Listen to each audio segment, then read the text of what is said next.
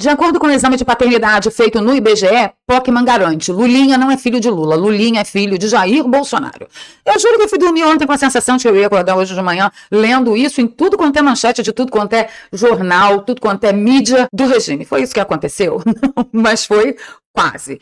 A revista Veja teve acesso a trechos do inquérito de Lulinha, ultra sigiloso, ele, Roberta Luxinger, que envolvem vários negócios, inclusive a tentativa de estabelecer um contrato multimilionário, cara, 600 milhões de reais. Eu vou falar de novo para você, 600 milhões de reais com o Ministério da Saúde para vender, né, fornecer canabidiol. Medicamento à base de canabidiol. E ainda garantiu que, se precisar, vira até lei. É assim que as nossas almas são vendidas. Isso num país em que houve a maior fuga de capitais de todos os tempos na última semana, desde 2009, quando isso começou a ser medido. Mais de 20 bilhões de reais foram retirados do país. E você aí achando que nossos problemas são poucos. Não, não são. Eu juro que eu queria falar nesse vídeo com vocês sobre vários assuntos, mas a urgência e a importância desse assunto que envolve o filho de Luiz Inácio me obriga a ficar especificamente nesse tema. Então vem comigo que eu vou mostrar para você todos os documentos que a revista Veja teve acesso e você vai tirar as suas próprias conclusões. Será que Lulinha é culpado ou inocente? Será que o pai de Lulinha sabia ou não dessa bagaça toda? Eu depois vou dar minha opinião, meu pitaco, porque é para isso que vocês estão aqui, né? Para ouvir meu pitaco. Mas nós vai junto nessa viagem. Agora é a hora que eu peço a você para dizer para a plataforma que esse conteúdo é de extrema utilidade pública e você faz isso deixando o dedinho no like, esmagando o like com força, com vontade. Vamos lá? 3, 2, 1. Dedinho no like e bora para a pauta, porque hoje o troço está fervendo. Antes de ir para a matéria em si, eu tenho que contextualizar para vocês, voltando 2 dias atrás. Anteontem, a gente ficou sabendo que Luiz Inácio cancelou todos os seus compromissos, a sua agenda oficial, que era bastante pesada, porque, afinal de contas, o Cachaça está em campanha eleitoral, né, para reeleição.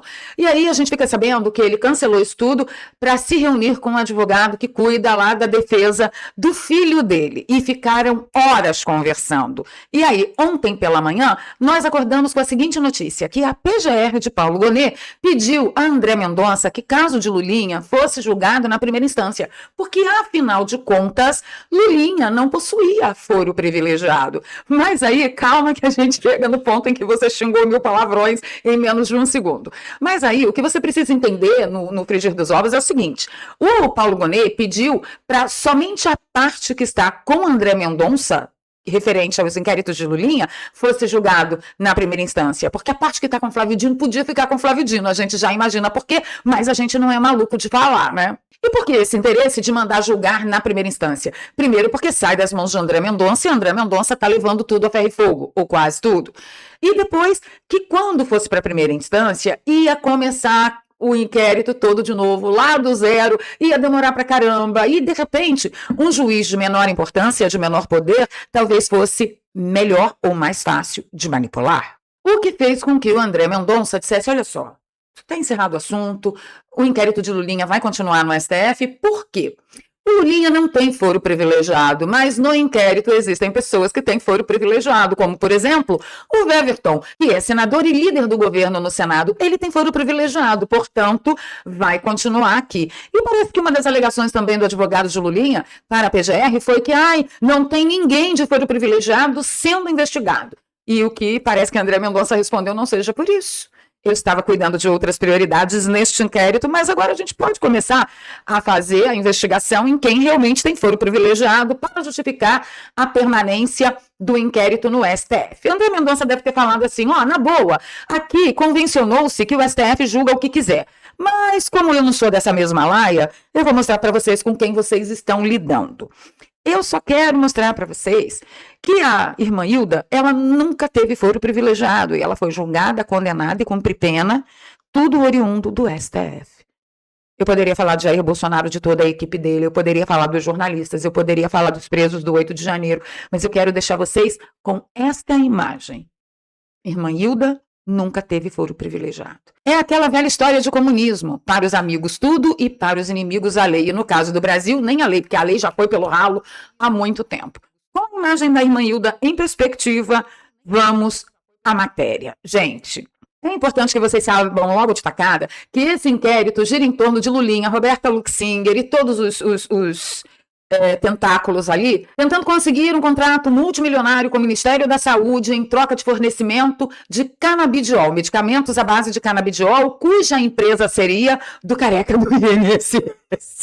E que tudo foi agilizado por Marcola, que inclusive conseguiu uma documentação autorizando a produção do medicamento autorização por parte do governo, mandando produzir o tal do medicamento à base de canabidiol, que é um mercado basicamente virgem aqui no Brasil, porque nós não usamos essa bagaça. Ou seja, um mercado extremamente promissor para se fechar com o governo. A revista diz que a apuração da Polícia Federal, que a revista Veja teve acesso, aponta filho do presidente como parte da engrenagem de esquema no Ministério da Saúde. Então ela vem falando da operação que começou a desvendar, né? Tipo Lava Jato, gente. A operação que começou a desvendar tudo, o envolvimento de Roberta, careca do INSS, o roubo aos aposentados, né? 6 bilhões foram roubados de 4 milhões de aposentados no Brasil, valores superlativos e blá, blá, blá, blá. Fala mal da CPMI do INSS, culpando a CPMI por não ter feito nem marola em Lulinha, mas a gente tem que lembrar que a CPMI não conseguiu atingir Lulinha porque a CPMI fazia requerimentos, a PGR dizia que não. Aí a CPMI fazia outros requerimentos, o STF dizia que não. E foi aquela blindagem total e completa. Do inquérito, a revista Veja destaca o seguinte, ó. Os elementos probatórios obtidos no curso da investigação revelam a existência de um núcleo de atuação permanente e coordenada, composto por Roberta Luxinger, Fábio Luiz Lula da Silva e Fernando Bittar. E para quem não lembra, Fernando Bittar é o dono formal do sítio de Atibaia, aquele mesmo da Operação Lava Jato. Voltando à interlocução de interesses privados perante agentes e órgãos da administração pública federal. As mensagens encontradas num grupo de WhatsApp evidenciam que Roberta mantém vínculo próximo e contínuo com Fábio, com Lulinha, e Fernando Bittar, além de outros indivíduos já identificados nesta e em outras informações. Observa-se de forma reiterada que Roberta atua como elo que liga esses agentes a pessoas estratégicas, inclusive empresários, operadores financeiros, advogados, jornalistas e pessoas situadas em posições relevantes na administração pública. Em especial, diz o trecho do inquérito. Convém indicar que Fábio Luiz Lula da Silva aparece reiteradamente no material analisado como figura de elevada relevância, mesmo que adote uma postura de menor exposição nas tratativas. As comunicações indicam que Fábio é mencionado por Roberta como referência decisória nos projetos discutidos. Ele foi indicado como beneficiário indireto das articulações conduzidas por terceiros em seu nome. Observa-se preocupação em preservá-lo, que pode ser demonstrado pelo fato da própria Roberta assumir a intermediação direta e gestão financeira, a interlocução com empresários e agentes públicos. Está estabelecida a bagaça. São interesses privados se misturando com interesses públicos através de tráfico de influências, que eu vou só fazer uma distinção aqui já para vocês, entre tráfico de influência e lobby legal, tá? A pergunta que tem que ficar no final do dia é: Lula sabia de tudo? Na minha opinião, sabia, mas aí vocês vão deixar nos comentários no final o que vocês acham. A análise também revelou interesse explícito na abertura de empresas e contas bancárias no exterior. Olha o povo armando para fugir. Inclusive em locais como de difícil rastreamento ou difícil cooperação internacional. Este interesse não se mostrou isolado e ele foi reiterado ao longo do tempo, que foi demonstrado em viagens internacionais, reuniões em instituições financeiras estrangeiras, além de comentários diretos sobre a impossibilidade de bloqueio de valores. Ou seja, a turma estava ali e falou: sabe essa baba aqui que nós catou tudo? Então, agora nós enfia onde? Calma, não responde. Não fala isso que você pensou, porque, né, que é um programa de respeito. Agora nós enfia onde? Nós enfia em paraísos fiscais, de difícil rastreabilidade, de difícil negociação para repatriação desse dinheiro, né? Vamos arrumar, sim, paraísos que, primeiro, não achem, e se acharem, não tem um acordo bilateral. Mais ou menos isso. Este fato pode indicar que os investigados buscavam blindar os recursos que foram obtidos possivelmente em atividades ilícitas, possivelmente. E, além disso, essas condutas que demonstram a intenção de blindar o capital obtido pode indicar uma antecipação de eventuais medidas de constrição por parte das autoridades. E aí ele vem falando, mas o que eu quero mesmo destacar para vocês são os diálogos. Olha só o que a Roberta disse. Sabe que fui uma das poucas pessoas que Lula chamou e perguntou: escolhe onde você quer ficar. Ou seja, Lula tem Roberta Luxing em altíssima conta, porque disse para ela: escolhe onde você quer ficar, minha filha. Se quiser ficar na minha cadeira, pode ficar também. É altíssima conta. E diz que a Roberta falou: olha, eu quero ficar onde eu estou, na minha sociedade com Fábio e Fernando. Pronto. Estou em cargo nenhum e ando onde eu quero. Fê, Fábio e eu somos uma coisa só. Se um fala vai, todos vão. A gente é mesmo irmão, sabe? E aí a Roberta fala: Fábio não faz nada, ele só entra em campo quando precisa. Quando é que precisa? Quando é para bater o martelo, que aí ele entra em campo e fala: alô? Vai. Ó, tem que liberar aquele negócio lá. Mas segura aí que tem mais. Vamos lá, vamos em frente. Aqui no segundo documento mostra o print de WhatsApp, do grupo de WhatsApp, que ela está conversando com o Gustavo Gaspari. Gente, que absurdo. Ela fala assim, ó, eu quero 100 milhões esse ano para mim. Aí Gustavo fala, nossa, você está desmotivada? Ela fala, não, eu sou modesta. É assim que eles tratam o fato de estarem colocando a mão no dinheiro de impostos de gente honesta que trabalha de sol a sol, mas é subtraída em sua dignidade, em sua propriedade, em sua prosperidade. E eles tratam dessa forma. Eu sou modesta, 100 milhões. Eu quero 100 milhões. Outro documento que trata do Marco Aurélio, do Marcola, mostra os pagamentos, né? Aqueles 217 mil reais que a Roberta teria pago para a Marcola, e aqui na investigação você acaba descobrindo que foi dias depois do Marcola conseguir o documento autorizando a empresa do Careca do INSS a começar a produzir o medicamento à base de canabidiol para fornecer para o governo. É, meu filho. Aí a gente tem um cartão de crédito do Banco do Brasil, 95 mil reais.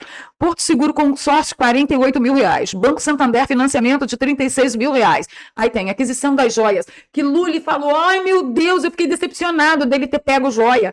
Cara, as joias foram 9.200 reais. Tem um pagamento aqui de uma fatura de cartão de crédito, 95 mil. O que esse cara comprou para ter uma fatura de 95 mil? De Jesus Cristo. E aí tem Pix Caroline, mais 25 mil reais, boleto sem identificação, que seria bom ir atrás, né, para saber desse boleto. Aí aqui a Roberta mostrando as joias para ele, de repente, será que foi a Roberta que vendeu de uma joia que é ela que compra e revende? Nossa, aí ganham de todos os lados. Enfim, não sei. Aí a matéria diz que o inquérito destrincha o esforço de Roberta e Lulinha para convencer o governo a regulamentar o uso da canabidiol no país. Egresso do ramo farmacêutico, o hoje notório Careca do INSS, além de golpear os aposentados antes de caírem em desgraça, articulava a realização de um negócio bilionário junto ao Ministério da Saúde. Para o plano dar certo, era preciso destravar resistências políticas e mudar certas regras governamentais. Roberta explica o caminho que ela trilhava para driblar os problemas. Abro aspas para ela. Eu trabalho a política via palácio. Eu sou boa de costura política. Fecho aspas. E aí ela foi contratada como consultora do Careca. A lobista acionou Lulinha para acelerar a regulamentação para a produção e venda de medicamentos à base de canabidiol. Resolvido o problema, a segunda etapa do projeto era convencer o Ministério da Saúde a contratar a empresa do Careca do INSS para fornecer os remédios. Um negócio superior a 1 bilhão de reais.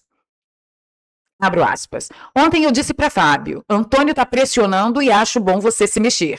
Fecho aspas. Escreveu a lobista em 23 de janeiro de 2025. E de acordo com a Polícia Federal, Lulinha já estava se mexendo nos bastidores havia algum tempo. O grupo precisava de acesso ao Ministério da Saúde. E aí eles buscaram quem? Marcola. O chefe de gabinete de Lula ficou com a incumbência de marcar uma reunião entre a Roberta e Schwendenberger, que era então secretário executivo da pasta. Essa reunião só aconteceu depois da interferência de Lulinha, que escreveu lá no grupo, pousei, vou lá no Berger, disse Roberta a Fábio em 6 de março de 2024. Que ótimo, vai com tudo, manda beijo pro Berger e fala que não foi porque você não me chamou, ironiza Lulinha. Roberta não esconde o objetivo, precisamos 100% do Berger. E após o encontro, Marcola recebeu a minuta de um documento que liberava a produção de medicamentos à base de canabidiol. Ah, que beleza, custou 217 mil reais isso. Nesse mesmo período, Roberta passou a pagar contas pessoais do auxiliar do presidente. Entre fevereiro e novembro foram 217 mil reais em faturas de cartão de crédito, boletos, aquilo tudo que eu já mostrei para vocês. Aí diz que ele acabou sendo exonerado a pedido de Lula e tal, e eles mostram aqui, né, olha só, provas desse texto da matéria. A Roberta diz, ele vai comprar, está na fase técnica, não tem muito o que fazer, o que tinha e precisa fazer, eu tenho feito. Aí o Gustavo diz, acho que demora ainda os 3 meses, normal, não é do dia para a noite. E a Roberta reitera, vamos aguardar, temos prazo, porque Fábio vai embora. Eu, em março, tenho que ir ver casa para ele e escola. Ele tem prazo, vai de leve com ele, firme, mas de leve. As coisas irão acontecer porque eu tenho que tirar o Fábio e família do país até junho, ou seja, custo altíssimo. Às vezes o falar dela dá a entender que ela é uma espécie de esposa, amante, e às vezes uma espécie de protetora, como se ela estivesse numa missão, atendendo essa missão para alguém. Segundo a Polícia Federal, as mensagens revelam ainda que o grupo do WhatsApp que chamava Musaranhos tinham tentáculos em outras áreas do governo. Então essa coisa do Ministério da Saúde é só mais um por enquanto. Pelo que a matéria deixou a entender, existem outros acordos em outros setores. Roubar pouco, se tem que roubar, vai roubar muito. Lulinha é investigado pelos federais por suspeita de usar influência como filho do presidente para abrir portas também na Dataprev, autarquia que, entre outras atividades, processa os dados dos aposentados do INSS. Tá lindo. Careca do INSS, Roberta Luxinger, Lulinha e a Dataprev, que processa os dados dos aposentados do Brasil. Ai, gente, vamos lá. E aí rola o nome de Calil Bittar. A Roberta diz, Calil vendendo você e a grande influência dele para o presidente da Telebrás, quase fechando um negócio gigante. Aí Lulinha pergunta, já desmentiu? E a Roberta falou, eu que sempre estou certo na hora certa. Desmenti e falei que não é verdade, que se ele fizer negócio com ele, não fará comigo. Bom, te explico aí, mas o negócio é para Ellison. Fábio, quando formos para a BSB, marca de encontrar com ele. Aí a matéria discorre aqui, aí acontece o careca do INSS no diálogo. Roberta diz, falei para o Fábio que se ele articular logo o negócio do canabidiol, você vai para a África com a gente. Assim ele não tem que aguentar Renata e eu. Ele falou que se você fizer isso, ele pede para o PR para fazer até lei. Entendeu como se faz lei aqui nesse país e para que se faz? Então, ele quer que Otto fale com Antônio e você, né? Será que um dia a gente vai passar assim? E aí o Gustavo fala, nossa, que exagero, não precisa fazer lei. Mas às vezes precisa. Os planos e as maquinações financeiras do grupo começaram a ruir em abril do ano passado com o início da operação Sem Desconto. O careca do INSS foi preso, Roberta passou a ser investigada, Lulinha se mudou para a Europa depois do escândalo. A mudança, segundo os advogados dele, já estava prevista. De fato, a PF encontrou mensagens postadas em janeiro de 2025 em que a lobista dizia que precisava destravar logo os negócios de interesse do grupo porque Lulinha iria morar no exterior. Como eu mostrei nas imagens anteriores para vocês. E aí, do nada, vem Fernando Bittar. Roberta, bom dia, grupo. Cadê meus musos lindos? Fefe, amanhã tô na área. Aí Fernando Bittar manda um sorrisinho, Lulinha manda um sticker. E aí a Roberta, amanhã tamo junto. Gustavo Gaspar quer saber se vamos tomar um café com ele. Lulinha, de fato, se mudou para a Espanha. Ele mora com a mulher e os filhos em Madrid, num confortável condomínio com um aluguel estimado em 5 mil euros, o equivalente a 30 mil reais, sempre que questionado sobre a atuação empresarial do filho. Lula tem declarado que o primogênito Júlio Inocêncio, que é a PF, possui total liberdade para prosseguir na investigação. Se tiver alguma coisa, vai pagar o preço, diz o presidente. O presidente, aliás, não está indiciado no caso, sequer faz parte dos alvos da investigação. O que eu acho que pode ter alguma coisa aí a mais que possa imaginar nossa uma filosofia, mas quem sou eu falar, né? Quem sou eu? O advogado que representa a Lulinha nos inquéritos da Polícia Federal, Marco Aurélio de Carvalho, nega que seu cliente tenha relação com negócios que envolvam a administração pública brasileira. Olha, doutor, o senhor não vai mais poder alegar isso, né? Porque de acordo com o que vazou aí da Veja, o senhor não vai poder mais alegar isso. Ele diz que o Fábio carrega o peso do sobrenome, que se fosse qualquer outra pessoa, o inquérito já estaria arquivado. Obviamente que o advogado deu essa declaração na confiança de que essas coisas sigilosas do Lulinha não vazariam. Agora ele tem que enfiar a cara bem dentro do vaso sanitário e da descarga para ver se fica pelo menos corada. A Roberta, por sua vez, se queixa de ter virado alvo principal das denúncias numa das mensagens reproduzidas no inquérito. Ela profetizou. Ou a gente vai ficar milionário ou vamos no pi grande. A revista Veja diz que parece que a primeira hipótese está temporariamente fora de cogitação. E aí a pergunta que não quer calar antes da gente ir embora. Você acha em sã consciência que Luiz Inácio Cachaça da Silva, o Lulão, o pai, o dono da bagaça toda, vocês acham que ele sabia de alguma coisa? Ah, gente, com tanto tentáculo, nego negociando com o Ministério da Saúde, negociando com Dataprev, com Telebrás... Se esse homem não sabe de nada, ele não tem nenhuma competência para estar onde ele está. Porque um presidente que não sabe o que está acontecendo com tantos setores do seu próprio governo não tem condição de exercer o papel. Eu poderia dizer que ele não tem condição de exercer o papel por vários outros motivos também, mas o juízo e meu advogado mandam eu parar por aqui. E eu queria saber de você. Você ainda está tendo muita dificuldade de falar para o seu familiar petista e tudo que, olha... nós estamos sendo roubados, descaradamente roubados. Pega essa matéria e mostra para eles. Eu vou deixar cortezinhos pequenininhos aqui para ficar fácil de vocês distribuírem durante o dia de hoje também. É porque é sexta. Sexta nunca decepciona. Aí você vai perguntar, ué, mas você está surpresa? Eu não estou surpresa pelo que aconteceu. Eu estou surpresa de ter vazado na imprensa. Eu estou surpresa da ousadia da Veja ter feito essa matéria. Sinceramente, isso me surpreendeu. E me surpreendeu pra caramba. Ficando por aqui, pedindo seu like, seu compartilhamento. Se você gosta do meu trabalho aqui, tem um pix, eduardpravaleria@gmail.com. Você pode nos apoiar com qualquer valor e na descrição eu deixo 2 contas bancárias e uma conta no PayPal, para você que nos acompanha de fora do Brasil. E agora é a hora em que eu me regozijo deste trabalho, que é ler o comentário de vocês e entender o que vocês estão entendendo. Bora para os comentários? Bora lá. Beijos no coração. Fui.